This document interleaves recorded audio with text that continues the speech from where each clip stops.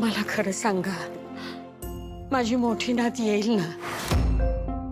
म्हणजे फक्त मला बरं वाटावं म्हणून तुम्ही हे सांगत नाहीयेत ना? अन्नपूर्णाताई, मी कधीच कुणाला बरं वाटावं म्हणून काहीच सांगत नाही. ज्या गोष्टी मला जाणवतात, देवकृपेने ज्या गोष्टी मला दिसतात, त्याच गोष्टी मी सांगतो. आणि मी तुमच्याशी कधीही काहीही खोटं बोलणार नाही, एवढा तरी माझ्यावर विश्वास आहे ना तुमचा? हो हो गुरुजी, अहो मला तसं म्हणायचं नव्हतं. माफ करा मला, माफ करा. अहो माझा तुमच्यावर 100% विश्वास आहे, म्हणून तर हे सगळं मी तुमच्यापाशी बोलते ना. तुम्ही कृपा करून गैरसमज करून घेऊ नका. फक्त आता माझं मन थकलंय हो, म्हणून असे नको नको ते विचार मनात येत असतात. ताई, थोडा वेळ थांबाल? मला काही गोष्टी जाणवत आहेत. थांबा.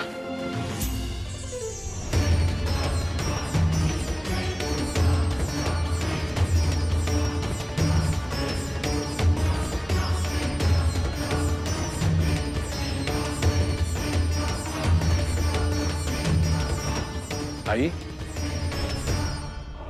अहो तुमची नात तुमच्या आयुष्यातच आहे, तुमच्या आजूबाजूलाच आहे. तुम्ही दोघी एकमेकींच्या सहवासात आहात. कदाचित एकमेकींना नावाने किंवा नात्याने ओळखत नसाल, पण एक गोष्ट नक्की सांगतो, तुमची नात तुमच्या आजूबाजूलाच आहे. ती रोज तुमच्या सहवासात आहे. पण मग गुरुजी. थांबा ताई, मला अजून काहीतरी जाणवत आहे.